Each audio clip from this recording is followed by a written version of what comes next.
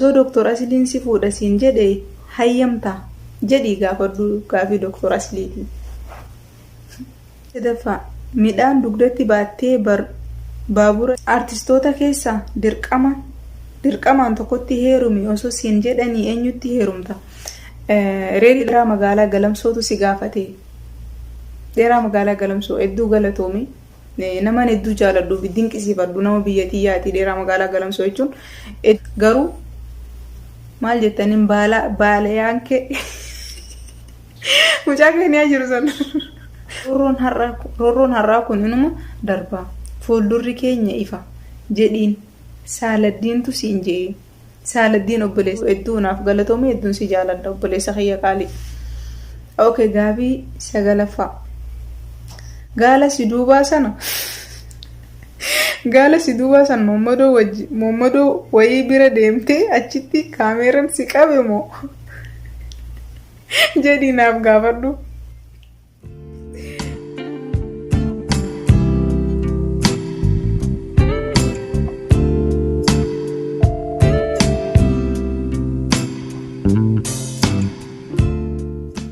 Assalamu alaikum warahmatullahi wabarakatuh. Ashama harka fuudhee hordoftoota Zaaraa Entertainment ilmaan Oromoo sanyii kiyya kan taatan jirra jirtu nageenya kiyya laggeeniif gaarreen kutee bahee qilleensa keessa naannoo bakka jirtanitti isin haa qaqqabu jirtu uummata fannaana Zaaraan keessan isin yaaddee har'a keessumaa cimtu takka tun harka nu waliin jira keessumaa jechuun nu ulfaatti caaltuudha.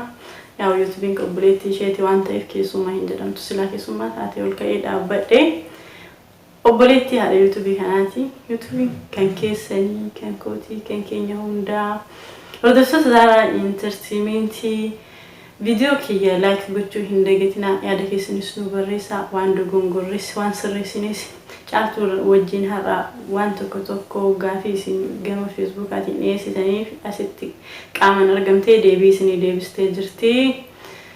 Qabee dhukkirraa kaasee wanti hafes yoo jiraate koomentii jala gaafachuu dandeessu. Caaltuyyee waamicha kiyya kabajjee asitti argamuu keetiif hedduu galatoomii dhugaa caaltuu nama hedduu takka akkaan jaalladhuudha. Nama yoomiyyuu amalli ishee hin geeddaramne nama saba isheetiif tattaaffattuudha. Isin amma TikTok irratti argitanii ishee nama dura Facebook irratti sabaaf sagalee ta'aa turte nama yoomiyyuu amalli ishee hin geeddaramne nama ana akkaan jaalladhu.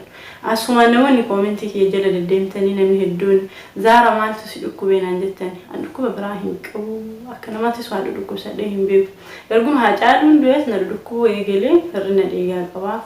Du'aayi naa godha akka seeraan fayyaa isin qabadha. Amantii qabdanii hundi keessanuu rabbiin naa kadhadha. Dhiiga namarraa fudhachuu irra dhiiga oriijinaalii deeffachuuf isin jala kufaa ka'aa jiraadha. Sirriitti du'aayi naa godha amantii qabdanii rabbiin naa kadhadha. Isin keessaa rabbi nama tokko dhagahuu danda'a. Caaltuyyee irra deebi'eetti baga nagaan dhufte jechuuf sitti hin baay'anne kabajaan kun siin malti garuu sitti xiqqaatte waan si jaalladhuuf hedduu si faasuu hin danda'u. Gara haasawaa keetii itti fuufii. Shama harka fuune jaalatamtootaa fi kabajamtoota hordoftoota Zaaraa Entertainment akkam jirtan nageenya kiyya kan jaalalaa kan kabaja bakkuma jirtanitti isin haadha qabu. Arraan kanaa gaafiilee hordoftoonni Zaaraa na gaafatan deebisuuf qophaa'ee asitti argameetiin jira hanga dhuma sagantaa keenyaa nu waliin tura. Osoo kara gaafii achi hin dabarre warroonni YouTube chaanaalii Zaaraa Entertainmentiif haaraa taatan share like subscribe godhuudhaan bira dhaabbadha. Hedduun jaaladha micootana. Akka bira dhaabbattan ammoo abdiin qabu. Gaafitti haa dabarru gaafiin tokkoffaan akkasitti mudannoo keenya guyyaa shurxaa dura fiignee sana hordoftoota Zaaraatii fi siin jettee biifanii. Biifaan maamma jaamti iida ayyaana jechuu iida baanee boqonnaa akka carraa footoo ka'uudha baane mana suuraa dheeneetii suuraa kana jennee baane yeroo baanu mootummaan kararra jirti dura naatu arge magaalaa keessa akkas waan hin beekneef ishitti nime biifanitti nime mootummaa wayii achitti dhaabbanne ni horiine sanuu kophee dheertuu warra magaalaan taajee kophee dheertuu uffadhee fiigullee hin dandeenye sanii jechuudha mootummaa dura horiine garuu isaan nu agar nuti sodaate malee. Gaafin lammaffaa osoo Dr. Asliin si fuudha siin jedhe hayyamta jedhii gaafadhu gaafii Dr. Asliiti. Okay hin hayyamu nin qaba waan ta'eef. Hojii keenyaa Dr. Asliin gaafii sadaffaa midhaan dugdatti baattee baabura deemtee beektaa? Yes. Garuu duddaa miti matatti hin baadha zaariyyee. Baadhee sirriitti hin beekaa. Ifalleen dhaamee halkan turree hanga deebuu jennee mana galuudhaaf jechuudha. Maaliif dila kana turtame jaamee tumamnellee ni beekna. Gaafii afuraffaa yeroo barattu xalayaan jaalalaa siif barreeffamee beekaa? Yoo siif barreeffame ta'e jechoota keessaa yaadattuu nutti himi. Naaf barreeffame jechoota keessaa yaadadhu hin qabu. Jechuun shakkiidhaan isinitti himuu waan hin barbaanneef hin qabu jechuudha. Okay. Gaafii shanaffaa duraan dursee kabajaa fi jaalala guddaan siif qaba. Gaafiin tiyya dubartoota ilaalcha hamaa namaaf qabaniif maal dhaamta? Gaafiin tun walitti dhaabbatti shanirraa walitti dhaabbatti garuu bakka afuritti na gaafatamte. Bakka sadiitti na gaafatamte jechuudha. Nama dubartoota ilaalcha gaxaanaa namaaf qabaniif ifii isaaniitiif gaxaanudha namni sun. Ilmi namaa namummaa isaatiin kabajama tokkoffarratti. Lammaffaa kan ittiin fudhatamu beekumsa isaati jechuun waan hubatuu danda'u.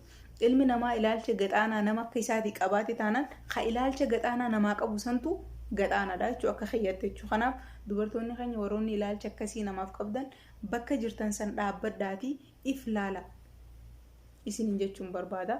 Yaa itti aansee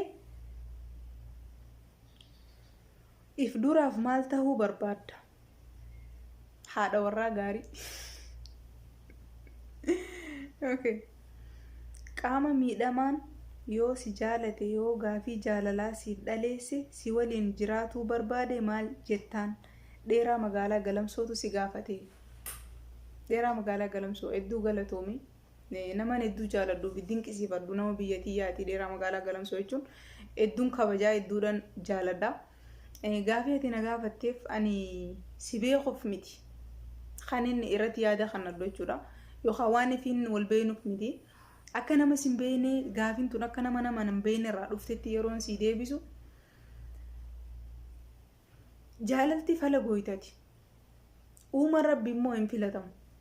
Qaama miidhamaa jechuun namni fayyaa qabaatee fedhu dheeradhu, feetu gabaabbadhu, feetu waan feetete fayyaa guutuu waan qabdutti suni hireedha jechuudha. Na jaalachuuf osoo gaafii jaalalaa naaf dhaleesse karaa tasgabbiin simadha. Tolchee bareeche jechuudha. Yoo nasiibni kiyya nama san anaaf falee ani nasiiba kiyya jijjiiruu waan hin dandeenyeef ammaaf ammoo osoo akkasiin na dhaleesse simachuu hin danda'u. Maaliif nin qaba waan ta'eef. Akkasiin siin jaadeeraa kiyya gaafii waan inni as keessa dubbadhu kun akka ati barbaaddu sanitti ibsee deebisuu baadhus hanga takka yaalee godhe jeetii yaada. Jaalalti fala gooytati. Miidhamaa hin filattu. Miidhamtuu hin filattu. Namni tokko kan nama jaalatu uumama. Jaalalti keessa keetii dhufti if goggootee miti. Kanaaf miidhamaa ta'e miidhamaa ta'uu baadhu carraan kan keessi munnaan ni qeebaltaa jechuudha. Ati biraayis yoo dhiibde sirraachi hin dhiibamtu waan ta'eef. Gaafii jaaffaa artistoota keessaa dirqamaan tokkotti heerumi osoo siin jedhanii eenyutti heerumta? Reedii irratti deebiseen jira gaafii tana zaariyyee warran dhagayiniif. Ani artistoota bultiif hin filadhu jeen ture saniif itti natti deddeebitanii osoo heeruminaan jaanii Khadiir Sa'iidin filadha. Khadiir Sa'id filadhaa jechuudha. Okay. Gaafii torbaffaa Abiy Ahmed jecha tokko qofaan ibsi osoo siin jedhanii maal jettee ibsita?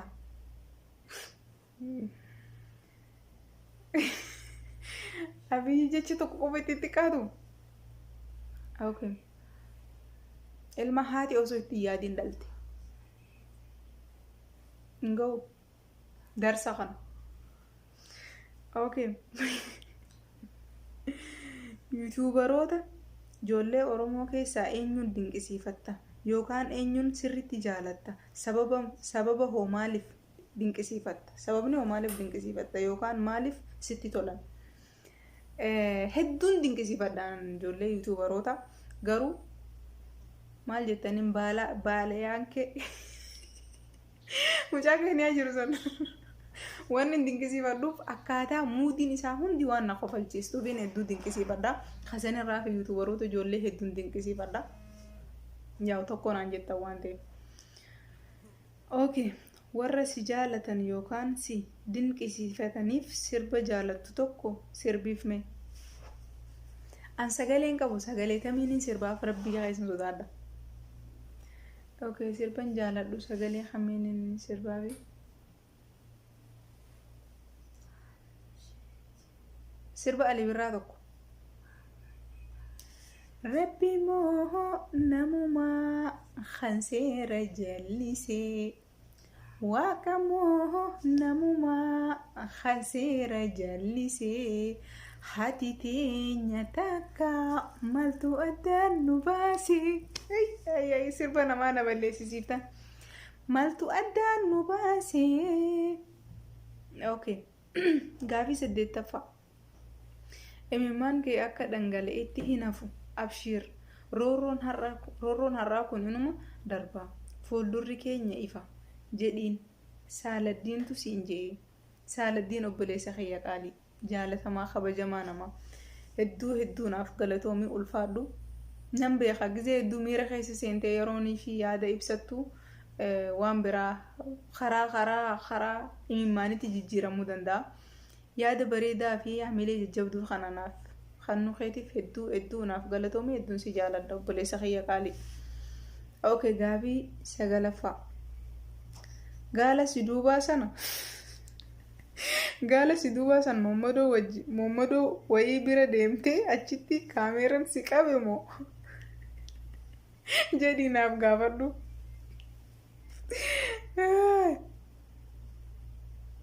Maal gaafin akkana gaalli eessa na duuba jira maggaarrajaan na duuba jira kunoo maggaarrajaa malee maa na duuba hin jiran. Gaalatti bakka gaalli jiru tibootoon kaanee kaameerallee nan kaafne ijitan ta'e manzaraa uffadhu laali jee nama sanii. Okay. Gaafii 10ffaa. Jaalalli si qabee si boochisee beeka. Na qabee boochisee ni beeka. Zaaraatiin boonye. Gaafii 11ffaa. Haala uummata keenya Suudii fi biyya ati jirtu irraa yaada qabdu uummataa qoodii. Erga qooddes asumaan dhaamsa dabarfadhu. Haalli obboleeyyan keenya hamana hidhaa Saawud Arabiyaa keessa jiru haala hedduu nama sodaachisu, haala hedduu nama miidhu, haala hedduu namatti ulfaatu. Obboloota kiyya jajjaalatamu qaqqaalii wanti hundinuu ni dabarti. Yoo obsite bakka barbaaddes ni geessa, yoo obsite karaa irra deemtu san irra ni dabartaa jechuudha. Obsa Rabbi obsa isin haa kennu. Harka namaatii miti rabbiin isinaa cinaa dhaabbatu. Ummataaf ammoo wanti nan dhaamuu barbaadu. Warroonni namoota mana hidhaa Saawud Arabiyaa keessaaf sagalee tahaa jirtan. Hundi keessan jechuudha. Mootummaan isin dhiibbaa irra godhuu qabdan mootummaa Itoophiyaati. Warroonni afaan Arabaatiin mootummaa Saawud Arabiyaa arrabsaa. Waan feetan jettaniini ummata balaaleffachaa jirtan. Irraa if qusadha. Sababninis warroota mana hidhaa san keessa jiru balaaf saaxilaa jirtan jechuudha. Innaa dhiibbaa akka godhuu qabdu mootummaa Itoophiyaati. Mootummaan biyya kanaa hin galchuu hin jenne kanaan dhaammachuu barbaada. Itti aansuudhaan yaada qabdu ibsadhu itti Zaaran caranaa kannitee jirti. Ulfaadhu hedduu galatoome. YouTube'n qaba. YouTube'i kiyya linkii as jalanii keessi Zaaranii. YouTube'i kiyya subscribe, like, share godhaa caaltu orojaa na cinaa dhaabbadhaan isiniin jechuu barbaada. Hanga dhuma waan nu dhaggeeffattaniif galatooma bam hedduun isin jaalladha.